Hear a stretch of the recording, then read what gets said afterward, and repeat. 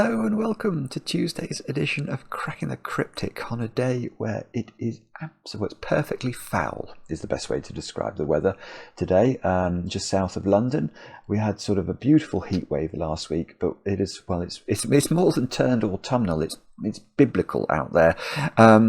Anyway, never mind. We are going to distract ourselves from the weather by taking a look at a puzzle called Polarity Loop by yttrio, which has been recommended to us a number of times. It's got a whopping high rating on Logic Masters Germany and loads of very good comments. And we have to draw a loop in this puzzle, unsurprisingly given the title, that sort of has a German-Whispery feel about it. So I will read you the rules to this one in a moment or two's time. But I need to start this video by talking actually about yesterday's video, which is proving to be, I think, one of the most popular puzzles we have ever featured on the channel. Let me show it to you. Dorlir's Rising Circles. Now, lots of you, as we hoped, did have a go at this as your first ever variant Sudoku that you've been able to do on the channel. Loads of you got through it. We've been so delighted with the comments. Many of you have put in some absolutely festive times in terms of speed, but all of you agree what an absolutely sensationally beautiful puzzle it is. Now, I want to share with you actually a comment that I really loved on the video from Hunter JE. Now, Hunter comments on a lot of our videos, always with very erudite observations about the solve path and how perhaps we could have found ways through it more elegantly. But anyway, this is what Hunter writes, and I agree absolutely with this. It says, we've seen puzzles like this before, though maybe never to this degree, where a beautiful solution path is nearly unavoidable. The way I like to look at it is puzzles like these sit on and maybe across the line between puzzle and toy. The joy of it is not in the effort of finding the solution path, the way we're used to puzzles working, but rather in setting things moving and watching how pleasingly it practically solves itself. And that is exactly the experience you will have if you try Dorlir's puzzle from yesterday, which I really, really recommend that you do. And actually, I'm going to also say I'm going to say belated happy birthday to David, who wrote to us yesterday in delight at solving Dorlir's puzzle on his 80th birthday. That's fantastic, David. Knocked it off in 5 minutes, no problem at all, and he loved how simple and beautiful the puzzle was. So David, happy birthday for yesterday. I hope you managed to have some cake. I've got more birthdays to do in a moment for actually today, but I also want to give a shout out to Lilac, and just thank Lilac for writing to us from Indianapolis.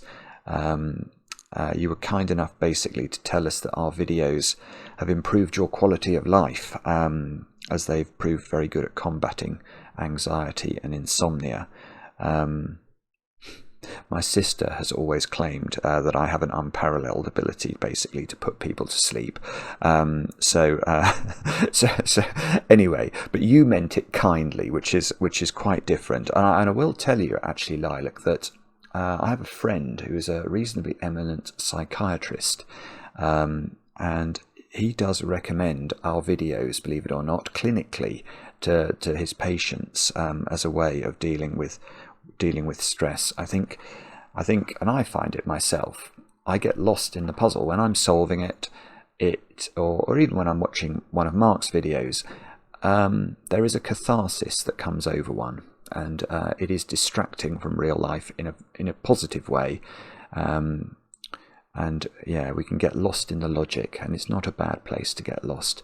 So Lilac, I wish you all the best, and thank you very much for writing.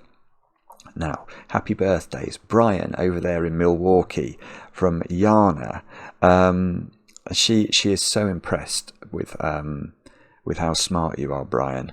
And says that she's lucky to be marrying you in 6 months' time, which is a lovely message. And Brian, we hope you have chocolate cake today. And then Pam, it's your birthday, and I know this because your partner Nick wrote to us. And apparently, Pam, you're always pointing out to me how obvious the next step is. I'm sorry, I don't see it. And Nick doesn't sort of partake in the videos, but does know the theme music, does know about Maverick, and does know about the correct ratio of icing to cake in a chocolate cake, just from passive listening. Well, these are all good things to know about Nick. Pam, happy birthday. Now, the only other thing I need to tell you about is, of course, Patreon, where we've got my solve of Kurt's puzzle. Oh my god, I might not have that actually. I do have it. Here we go. Kurt Hugo Schneider's puzzle X. That is the YouTuber Kurt Hugo Schneider, who is an enormous YouTuber and basically a polymath as well. And I do attempt to do battle with that puzzle in a Patreon video, and you've got 1 day left to enter the competition, have a chance of winning some merch. The closing date is, it's tomorrow. It really is tomorrow. The days fly past. It'll soon be Christmas, according to the supermarkets anyway. That's all the news. So let's have a look at Polarity Loop and see what yttrio has in store for us. These are the rules. So we've got normal Sudoku rules apply. So we have to put the digits 1 to 9 once each in every row, in every column, and in every 3x3 box. Digits in cages cannot repeat and must sum to the small clue given in the upper left corner of the cage. Okay. In fact, none of these cages could have had a repeated digit in them, could they? Because they're all sort of dominoes. But so those 2 digits add up to 13, those 2 digits add up to 7, etc. Cells separated by a white dot contain consecutive digits. So if this square here was a 2, this square here would either be 1, because 1 is consecutive with 2, or 3, because 3 is consecutive with 2. So that's how white dot cells work. And not all dots are necessarily given. Okay, so it's perfectly possible, for example, for those 2 squares to be a 1-2 pair. They don't have to have a white dot between them. If they're consecutive, it's just we know for sure that all these dominoes here do contain consecutive digits. Now, here is where the rules get very interesting. So we've got to draw a 1 cell wide loop of orthogonally connected cells. The loop may not touch itself, not even diagonally. Okay, so we can't have the loop doing stuff like that. Because there, you can see these 2 cells do touch diagonally, and that's jolly naughty. The loop must occupy all cells of all given cages. So we're going to get some loop cells given to us up front. And adjacent, here's the German whispers thing. Adjacent digits on the loop must alternate polarity. Brackets low 1, 2, 3, 4 versus high 6, 7, 8, 9. So it is a German whispery constraint. So if those 3 cells were loop cells, should we draw? Let's draw a loop like that. So those cells, if those were loop cells, and this was, let's say that was a 3. Oh, that was a 3. Then this cell here would have to be, well, just there's not a specified difference, is there? So it's not like German whispers where this would have to be 5 different, at least from 3. It just has to be 1 of 6, 7, 8, 9. So that could be 7 actually, and then this would go down again. So it would look something like that. I think. Oh, and just one more thing, because we do get questions on this from time to time. What does orthogonally mean? Orthogonally is a posh word of just saying two cells that share an edge. So those 2 cells are orthogonally connected. These 2 cells are not orthogonally connected because they just meet at a point. Do have a go at the puzzle. The way to play is to click the link under the video as usual. But now I get to play. Let's get cracking. Now, how are we going to do this? So what do we actually know at the start? We know some cells are loop, don't we? And they are all the caged cells. So we're going to have a colour for those. And I think what I'll do is I'll go orange. Because I know that orange and blue are the best colours in our palette for in terms of colour blindness. So I'll have blue for non-loop and orange for loop. And obviously, right, and we're drawing a loop, so there are no ends to the loop, so we have to continue. If we go into a corner, we're going to have to go out of a corner again. Same thing is true there. And the loop can't touch itself, so both of those squares are going to have to be blue, and that allows us to continue the loop. There we go. Now, what next?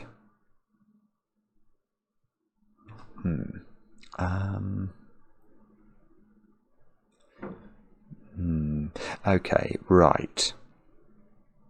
I don't know how early I'm going to be expected to do Sudoku, but I've just noticed something which is presumably quite important.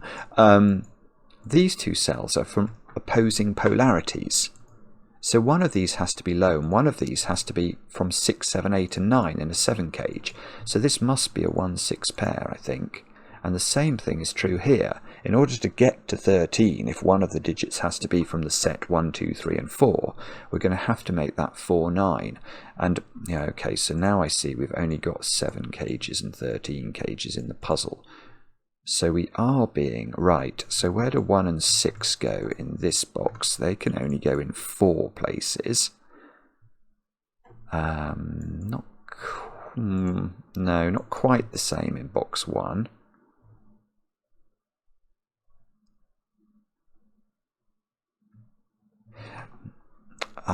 Right. So, okay, so in the top row, 5 is never on the loop, is it? So 5 has to be in one of those squares.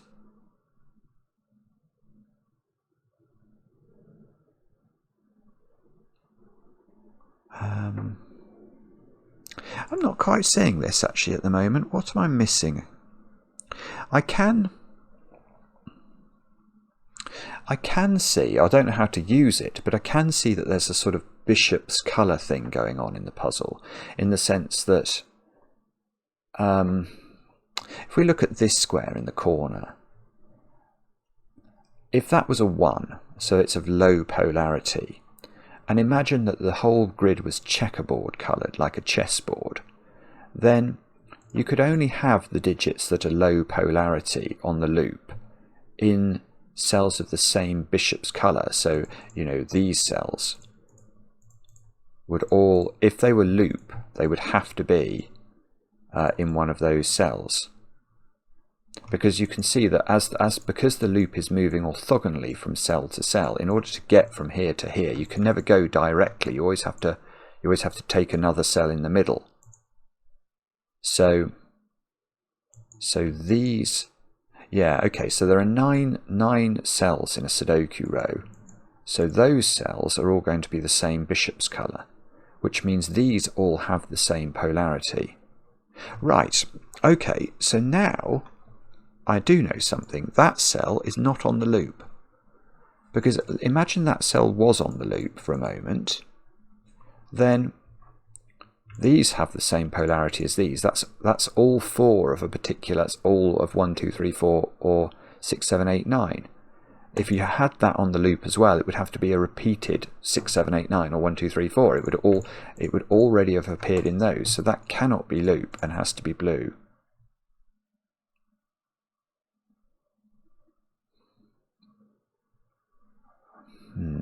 But I don't think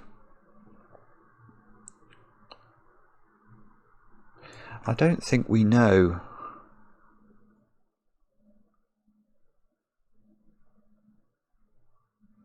I don't think we know much more than that. This is certainly the most cluttered row, isn't it? There's no other row or column that seems remotely as under pressure as the top row. I have a feeling I'm meant to just be able to appreciate, you know, either that this is low or high. Although, what would that do? All that would really do is dispose a load of digits around the grid into the cages. I don't think it would do much more than that. Okay. Here's a small point which might be relevant. The loop can never cross one of these white dots, can it? Because to do so, that would imply, so imagine those two were looped. that would imply that these have different polarity and yet are consecutive, but 5 is not available as a loop digit at all. So you can't get from the 4 to the 6 in a consecutive pair of, or in consecutive digits. So in fact, all of these, right, let's find a way of showing this. Let's go and draw little barriers then. You can only take a maximum of one of the cells on white dots. So this looks like it's getting a bit penned in. Yeah. Okay, right. So now I want to look at that cell. Where does that cell go? And the answer is I've not got a Scooby-Doo. Well, I've got a very small piece. I've got a Scrappy-Doo, not a Scooby-Doo, because I don't know how it gets there, but I do know it's going to hit that, which means that can't hit that. I don't know if I'm making that clear, but you can see that wherever this goes next, if it goes up here, for example, it can't go here, because that's going to create a loop here. And that we're meant to make one loop out of all the loop segments, not 2 loops. So if it goes here, it would have to go there, and it's going to hit this. If it goes here, it's going to hit this. There is no way that this and this do not join up with some sort of alacrity from this point. And therefore, this can't join up with this. In fact, yeah, there's no way of yeah, this is sort of a feature of where you get loops that can't touch themselves, not even, you know, not even diagonally, as you can't perform quick U-turns. So yes, okay, so this square is not loop, is what I can see from that, because let's just try it. If we did this, you can see that that somehow now, because we can't turn away again, this is going to connect here, but this then has nowhere to go without creating a sort of weird loop that branches and moves, you know, has two things coming into this port here, which is not going to work. So that cell's blue, which doesn't place the 5, because 5 is going to be a blue cell, but then that turns upwards, therefore. Again, we can't come over here with this, because it's going to hit this again, so we can stop this happening, so that goes up there. Right, this is going to do things, isn't it? Because now this can't be loop, so this has got to sort of extend. We can't go here, because that's going to, again, the loop's going to touch itself without having picked up all of the rest of the grid. So we're going to be able to do that. Now, again, this can't touch this, so that's got to be blue, that's got to be orange. We can't cross the barrier there, so that's got to be orange. Now we can't close the loop, so that's got to be blue, which means that's got to be orange. Now this does, oh, okay, so now this does turn, and then it's going to hit this somehow. Right, so we now approximately know, we've got more of a Scooby-Doo about how the loop moves. The loop goes round here, somehow connects to this, goes here. Well, in fact, look, it doesn't go there, because that loop's going to hit itself. So that square's got to be loop. That's therefore not loop. That's not loop, because these are across the white dot boundaries. We can't have the loop coming in here, or it's definitely touching itself, so that's jolly naughty. We can't have the loop going there, or it's touching itself at a point. So actually we've got a lot of column 1 done. I didn't think this was going, it's a lovely idea, this, but I don't know why I didn't think this was going to be how it's solved. Now, what do we do next? Oh, I know, I've just spotted one thing I can do. But let me just see if there's something else. I think, actually, this isn't the thing I'd spotted, but I'm going to just note that because the loop's gone here and the loop can't touch itself, all of those squares have to be blue. So this is going to connect somehow to this, isn't it? This end is going to connect to this. Okay, well the thing I noticed is, where does the 5 go in box 1? And it's got to go in a blue cell. And therefore, where does the 5 go in box 4? And it's got to go in that cell. And that means this square is consecutive with 5 and is 4 or 6. And that does it. Now we know the polarity of the loop. This is absolutely beautiful. Right, look at column 3. And remember what we said about bishop's moves. This is in position 5. So these cells all have the same polarity on the loop. They're all on the same bishop's colour. Well, imagine then that this was a low digit. That would imply this was also a low digit, which would mean both of these were 4, and that won't work from a Sudoku perspective. So that is 6, and therefore this is 9, and this is 4, and that's going to just, so we just take the odd numbered cells now, so that's a 6 in the corner, no song for you. That's going to be a high digit, so that's got to be low, high. 6, so that's going to be 9, that's going to be 4. Same thing down here, look. So these are the potential low digits on the loop, so that has to be a high digit on the loop. And we've got a load of 6s, 1s, 4s and 9s in the grid. Okay. No, we've got more. 6 in this box could just be placed. Now, let's just think about that for a second. This is it's so beautiful setting like this. It really is, because so my immediate thought then is, okay, can this be a loop cell? And in fact, if we look at this box, it's perhaps easier to see these are clearly on a different bishop's colour, aren't they? If this was a chess bishop, it would be able to go in these directions. It couldn't get to this square. There's no way. No amount of moves will allow it to get to this square. So this can't be a valid loop square, and therefore it turns blue, and that means the loop comes further down. And now where do we put the 5 in column 1? Well, I'm going to put it in the corner. Boom. And that must be a blue square, and that's going to turn. And now the loop can't come up there, or it hits itself, so it goes there. And now that square can't be a 6, because if it was a 6... Oh, so look, that's great. It can't be a 6 because the polarity would be wrong. Hang on, why is that blue? I meant to make that orange. It's all gone wrong. Hang on. That is orange because the loop has to get out. It therefore can't be 6. Now where does the 6 go in box 8? It's got to go here. That's on a thingy square. No, this is lovely. This is absolutely lovely again. Oh, well, no. I was about to make a logical mistake. So what I can see is that this is not on the loop. That's certainly true because it's the wrong bishop's colour. But I was going to say that means this is on the loop but that's total nonsense. Just because both of the white dot squares can't be on the loop doesn't mean one of them must be on the loop. So apologies, I was about to talk absolute drivel. That square can't be on the loop because it wouldn't be a loop, it would be a cul-de-sac. That square is 7 or 5.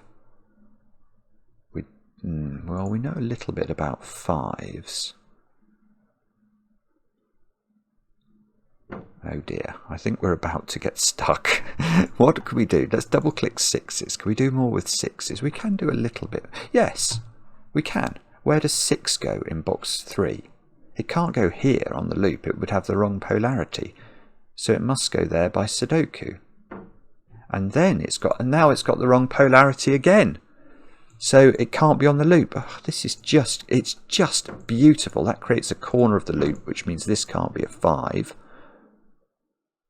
6 is now in one of these two squares. Now it would be useful if it was here, because that would be the wrong polarity for the loop to go into it.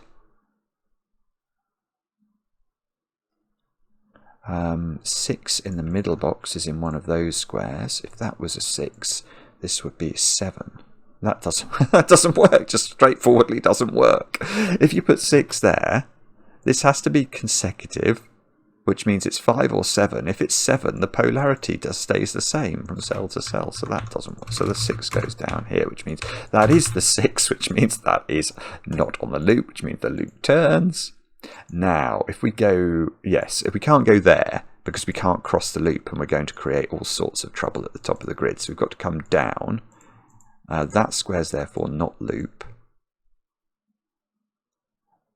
Hang on, have we got all the 6s in the grid? We have got we've got 9. All of them. Right, what's the next most populous digit? 5, maybe. Let's have a look at 5. No. Well, 5, no, but 5 always goes in blue squares. So 5 is a bit restricted here. So if that was 5, that would be 4. Because it couldn't be 6.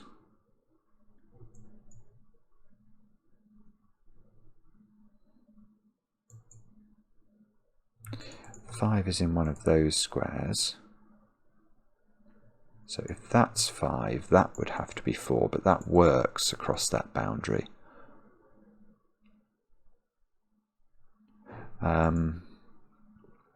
Right, I might be getting stuck. Let's think. How do we do this? 5. Or maybe there's more loopage I can do, or more Sudoku. What else? We've got some 1s in the grid. Let's have a look at those quickly, in case they provide an opportunity for excellence, but I don't think they're going to. Not sure.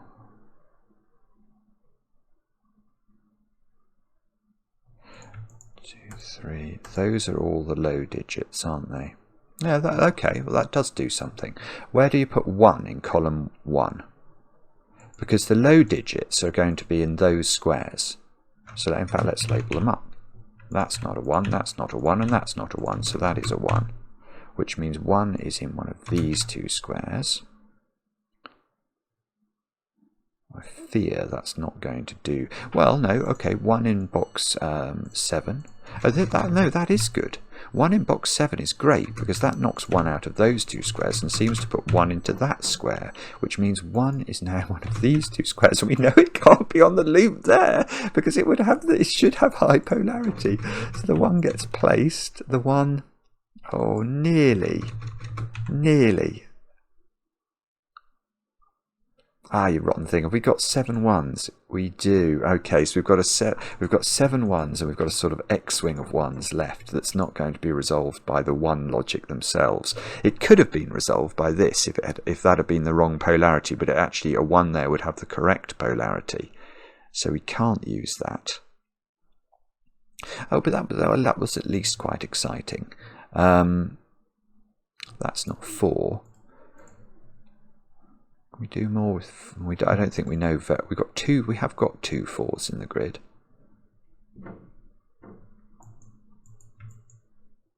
Yeah, those squares have got to be 7, 8, and 9, haven't they? Yes. Okay. So in this box, you can see we've got 7, 8, and 9 in the high polarity places, and the 9 here. So that's got to be the 9. This must be a 7, 8 pair. This square's going to have to be 2, 3, or 4. And if we look down, yes, okay, so we've got 2, 3, so maybe this square then. So that square is either 5 or it's 2, 3, or 4. So is that important or not? Sorry, brief interruption there. The solar panel man, I forgot that the solar panel man was coming round today. Good luck to him going up and having a look at surveying the roof on a day like this. But yeah, solar panel man is now dealt with. So let's what were we doing? We were filling in this digit as 2 on the white dot. Okay, sorry, it's been a few minutes, so let me just mull this for a moment. I don't know what that noise meant, but okay, I can put a 7, 8 pair in this column. I'm going to do that, and I'm going to use that to. I'm going to use that to get rid of that. So that square is a 7 or an 8. I'm going to hang on. I really don't like getting interrupted on puzzles. I just lose the thread completely. That can't go downwards. I can see that.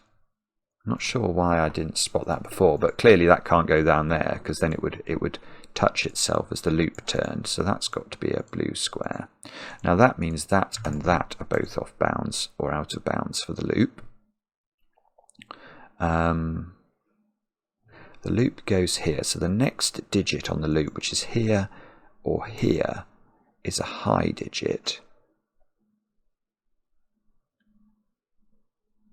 Oh, no, I know something that's much more straightforward than that. This digit is a high digit, and it's not 6 or 9, so that's a 7 or an 8. Which means that's a 2 or a 3. It's a low digit that can't be 1 or 4. So this is high. Oh, it could be 9 maybe. So that's 7, 8 or 9. This might be the way to do this actually, is to sort of fill in the actual options for the cells that we have identified as loop. Let's try this one. That's a low digit, which is not a 1. So that's 2, 3 or 4. This is a high digit, which is not a 6. That's 7, 8 or 9. And that is on a dot. Let's put that in. And this, or okay, and this digit can't be a 6. So that's 7, 8 or 9. Now, there's something I'm going to share with you, a knowledge bomb about consecutive digits. They always include an odd number and they always include an even number. You can test that out in your minds and see if you think that's true. But it definitely is true. So the even digit there is going to have to be 8. And that does absolutely diddly for us, doesn't it? Diddly squat is performed there.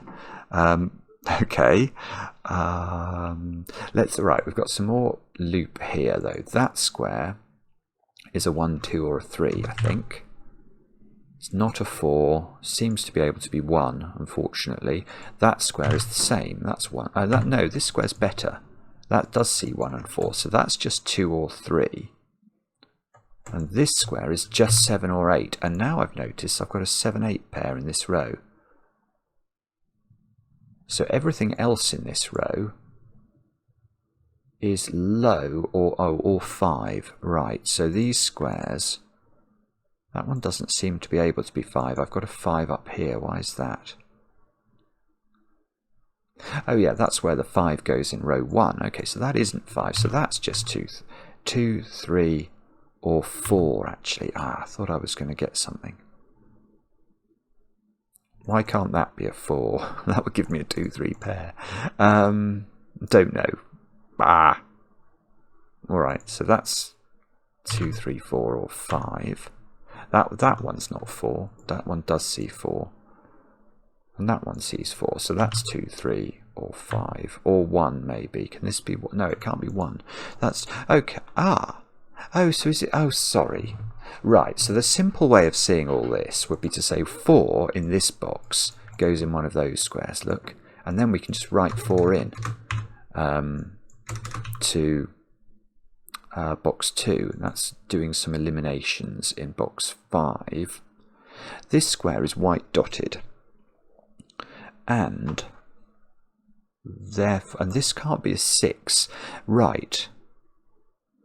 Oh, this is huge. Right, what's this digit is what we're going to ask, because it's clearly got to be a consecutive digit with 2, 3 or 5, but it's not 1 and it's not 6.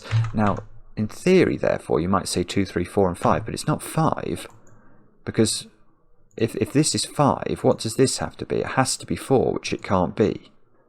So this is 2, 3 or 4, which seems to create a triple in this row, which means that square's 5. And 5 is consecutive with 4. Okay, so we... no, this is the right polarity for the loop. All right, but that's good. We got a 5 here. That's doing a 5 in box number 2. It's getting rid of 5 from these squares. It means... Oh, nearly. Oh, these can't be 6 because of this 6. So 5 is down here. And 5, wherever the 5 is, it's not loopable, is it? This square is high. In fact, I'm trying not to sneeze, but if you look at row 4 of the grid, we have a 7, 8, 9 triple left. And we know that one's not 8. Oh, look, yeah, okay, that gives us a 7, 8, 9 triple in box 5. So these squares are from 2, 3 and 4, and we know the 4 is in one of those. So, okay, So these squares are high digits. So that one, we know it could be 5. It's 5, 7, 8 or 9. And unfortunately, I think all of those options are still available. How does that work? Bother. Oh, that's weird, isn't it? Okay. Okay, so we're going to have to think harder. What is it then? This one seems to be able to go there. Don't see why it can't. Oh, hang on. If that's a 2 or a 3 now, why is that a 2 or a 3? Yes, that seems fair. Well, that can't be 5 anymore, because 5 is not consecutive with 2 or 3. So that's going to give me a 5 here and a 1 here, which is giving me a 1 here, which doesn't arbitrate as to which direction the loop should go in. But that 5 is giving me a 5 here by Sudoku. How many 5s have we got? Lots. 5 is in one of the... Hang on. 5 is in one of those two squares. And 5... 5 has got options, unfortunately. Oh, no. Right. That's beautiful. That is beautiful. That is not a 5. Because if that was a 5, where am I putting the 5 in this box? I'd have to put both 5s there. Now, the one thing we know about 5s is that they are blue. And that is going to be a very big problem for this cell, which can't go anywhere then. So that's lovely. That's absolutely lovely. That's not 5. So this is 5. That might not actually... Well, no, that does do something, because 5, we've just said, by its nature is blue. So this loop doesn't go in that square anymore. So it just goes straight down and hits a 1, which is fine for it. Okay, now can we do any other jiggery pokery with 5s here? If that's 5, that would be 5. Hang on, that doesn't work. There is no way. Isn't that beautiful? This is just such class setting. Yeah, look at this. We've got, I think we've, oh no, hang on. I just want to click how many 5s I've got. Have we got 7 in the grid? We have got 7 in the grid. So there's literally just this little pattern of 5s to unwind. Now, if we do decide that the 5s go in those two squares, as opposed to these two squares, look what happens. If that's the two 5s, these both become blue, and this has to turn like that.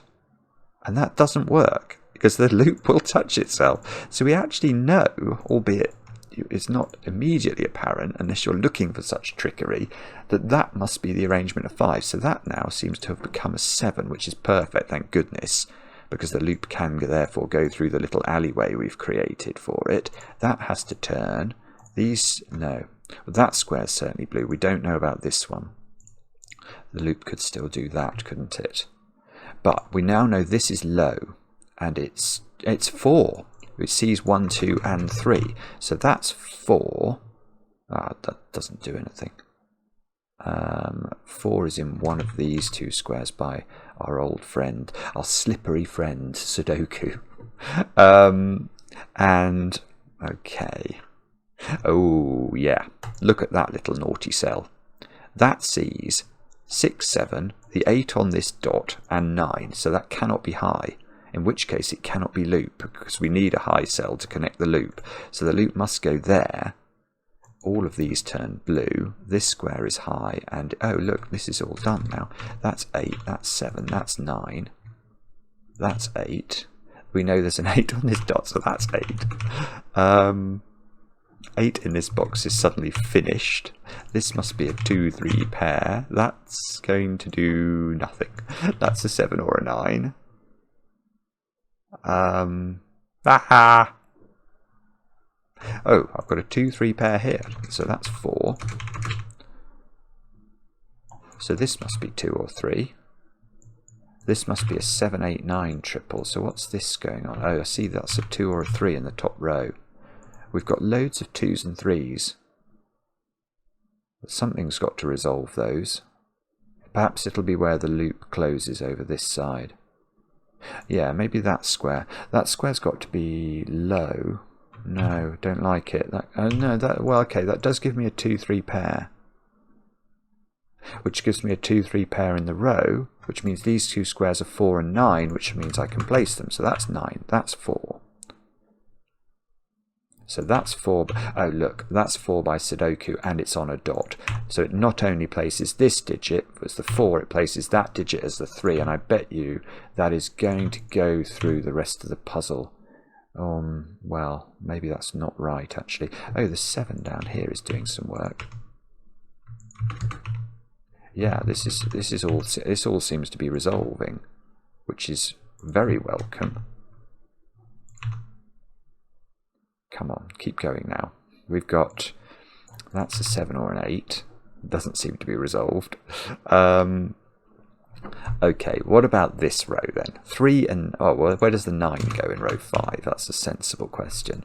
So that becomes 3, 2, 3, 2. 2 in the corner, no 3 in the corner.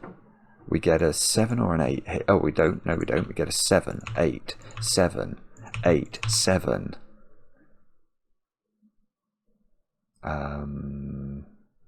Pause. That's a 3.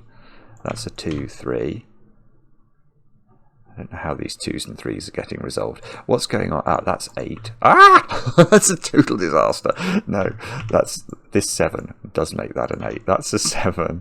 This square is a 2. That's a 3. Okay, that's going to do the 2s and the 3s. That's a relief. We've got to still think about... No, look. We can't join 3 to 4 on the loop. So that's going to create another little channel through which this must close, and that now has to be a high digit, and we can see it's actually a 9. And everything else turns... Oh, hang on. We're going to figure that out in a moment. Everything else here turns blue. What's going on here? We need a low digit to connect the loop. There you go. And that's going to finish the puzzle. What a beautiful, beautiful puzzle that is. Let's click tick. Yay! Brilliant. Absolutely brilliant that was, yttrio. Quite a few people have solved it, so it's averaging at about 4 a day. I hope that goes up dramatically because it deserves to. That is a quite beautiful thing.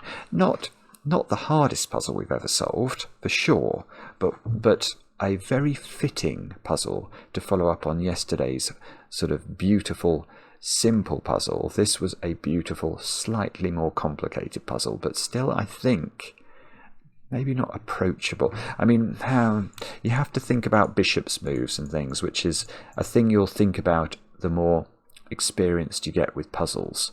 So maybe things like that are not going to be too obvious if you're new to variant Sudoku. But I'd love to know. Let me know in the comments how you got on with the puzzle. I enjoy the comments, especially when they're kind. And we'll be back later with another edition of Cracking the Cryptic.